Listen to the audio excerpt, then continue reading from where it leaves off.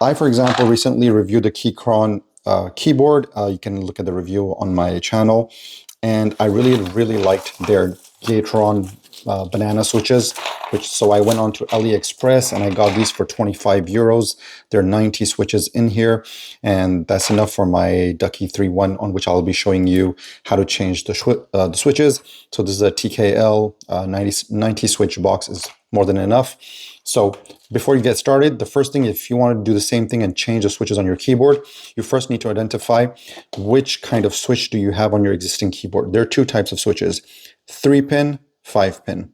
So these Gateron switches are 5 pins, and the way you look at these is in the following way. You take your switch right here, and you can see that there are 5 switches. So you have the golden pins, which are going to be connecting with the PCB, which is basically the board, the circuit board on your keyboard. So you got 1 pin, 2 pin right here. You got the one in the middle, 3, and you got 2 plastic ones right here. Okay, and so this is the Gateron Jupiter switch, 5 pin. This is what it sounds like. If you're interested in getting the same ones, you can hear a nice little thud at the end. So this is a 5 pin. Now I know that my keychron on which I'm going to be, my Ducky One on which I'm going to be demoing this is a compatible 3-pin and 5-pin. So first thing, identify how many pins your keyboard has. So the way you can do this, look on the box in which it came, or just remove a keycap, remove a switch, and then you will know for certain if your board supports only 3-pin, 5 pins, or both. And generally speaking, if it can do 5 pins, it will do 3 pins. But if it does 3 pins, you will only need to get switches with 3 pins. Your board will not be compatible. So mine is compatible with both. So how do you do this? You need, if you saw my review of my Ducky One, it came with multiple accessories. So look in your box in case you're looking for a keycap remover, which looks like this. And you're going to have your switch remover like so. Okay, so look in the box in which, if you still have your keyboard box, you might be lucky and you'll find your keycap remover and your switch remover. Okay, so let's get started on this. First, we're going to try to identify which kind of pin does the Ducky use. And on the way, I'm going to show you how to use also the keycap remover. Now, in some videos, they will tell you if you want to remove a key cap, basically you have to for example, I'm going to zoom in slightly here. Okay, they're going to tell you, for example, just put in the key like so, and then you can press the metallic piece right here like this, and then you'll be able to pull it out. There's no need to do such a thing. All you have to do is you cover with that metallic remover and you twist. Okay, you just twist inside the remover. That's all you need to do. You just twist slightly and you pull. So I'm going to do this right here so then you can see. There you go. That's all you need to do. You put in, I'm going to do this one more time, then I'm going to just fast forward this. So you put in the keycap remover and you just slightly twist, you turn it, and then you just pull. And that's all you need to do. No need to press anything whatsoever. So what I'm going to do is I'm going to remove 6 of the original switches, which are these Cherry M switches. And I'm going to replace them with the Gateron Jupiter banana switches. Okay, so you start with this. So I'm going to remove these right here like that.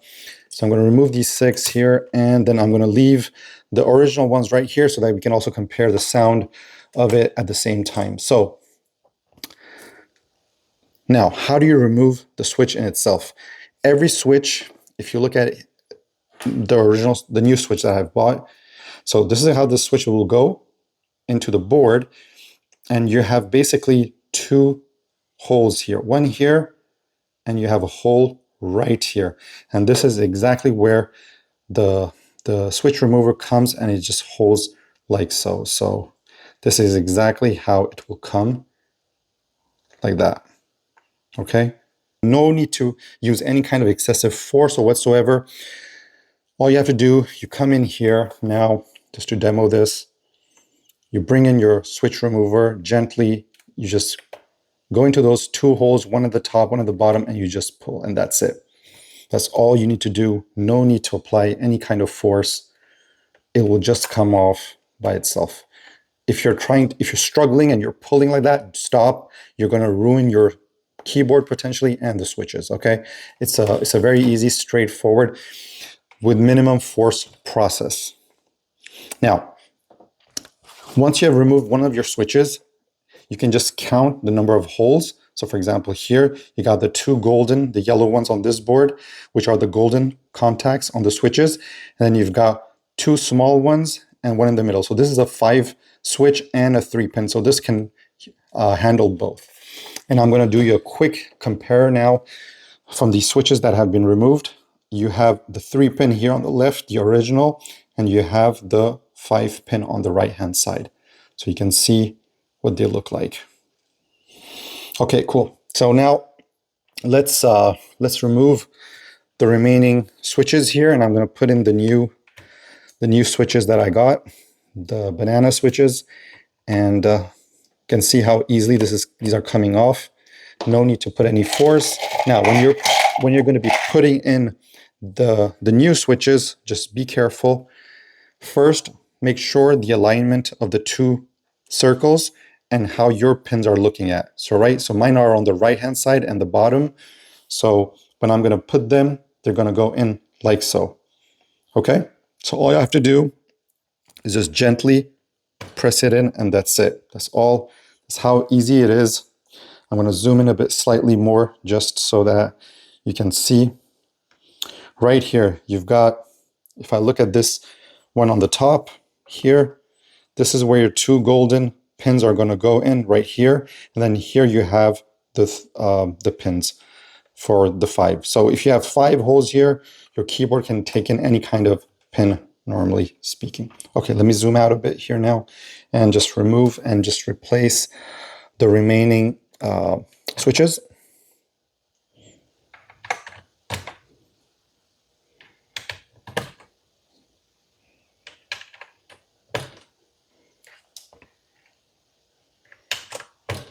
Awesome. And now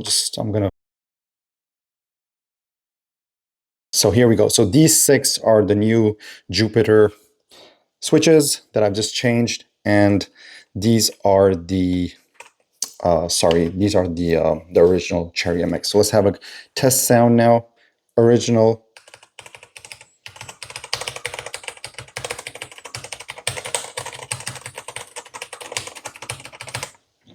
New one, Jupiters.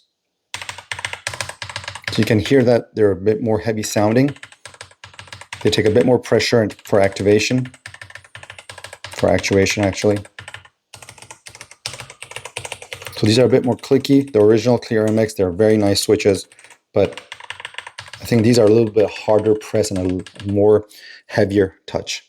So there you go, guys. I hope this video was helpful. This is how you change simply your switches on your mechanical keyboard. And I'm just going to plug this in to show you also that the lightning is also working, hopefully. And there you go. You can see that on the new switches, the lightning is also working absolutely fine. And I'm just going to put I'm going to remove the keycaps just to show you. These are the new yellows, and these are the old MX. Yellow banana Gateron switches and the Cherry MX. All right, guys, have a great one. Stay safe, and I'll catch you in the next one. Cheers.